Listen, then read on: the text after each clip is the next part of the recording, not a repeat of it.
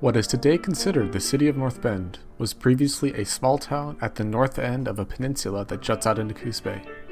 Asa Simpson, a San Francisco businessman, established a sawmill on the bay in 1858. Master shipbuilder John W. Cruz soon joined Simpson's operation and built vessels to transport lumber to California markets.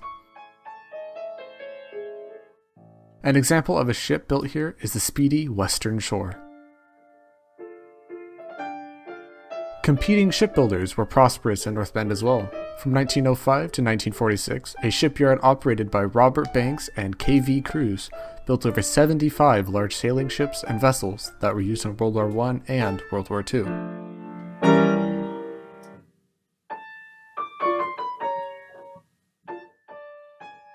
Asa Simpson's son, Louis Jerome Simpson, came to the area in 1899 to supervise the town began by his father.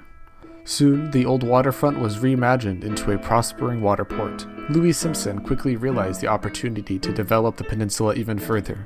He purchased a section of land called Yarrow and transformed it into a development haven.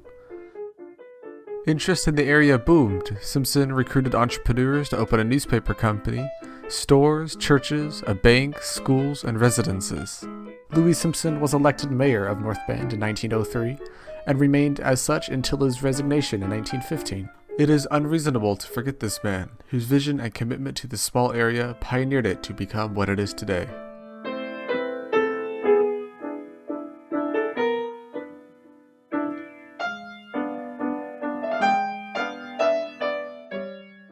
Initially, the waterfront of North Bend spanned 1,040 feet, the remains of which can be seen today at the foot of Virginia Avenue. It was a popular destination for goods and people traveling between Portland and San Francisco. One of the most well-known historic buildings in the downtown area is Hotel North Bend.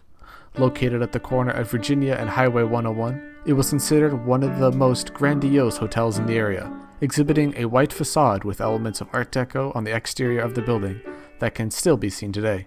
Built in 1922, the hotel was a popular stopping point for travelers between San Francisco and Portland in the early 20th century. In 1923, businessman Robert Banks announced plans for a new building located on the southwest corner of Washington and Sherman Avenues. It was to be the Liberty Theater.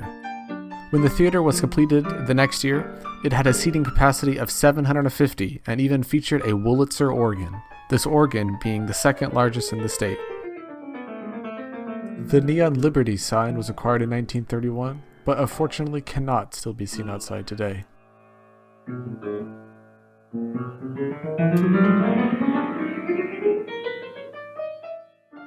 The Virginia Avenue home of Mr. and Mrs. Fred Hollister was constructed in 1910 and made out of beautiful white cedar and bird-eye maple. The Hollister House was the location for North Bend's first public library, who was then later converted to become the North Bend Chapel. When the Coos Bay Bridge opened in 1936, there was an increasing flow of traffic entering North Bend that prompted the city to hang a neon sign over Highway 101. It reads, "Entering North Bend is southbound traffic, and leaving North Bend northbound traffic." The sign has had several versions as the town's high winds and storms run a high risk of dislodging it. However, it still remains today as one of the last remaining neon welcome signs in Oregon.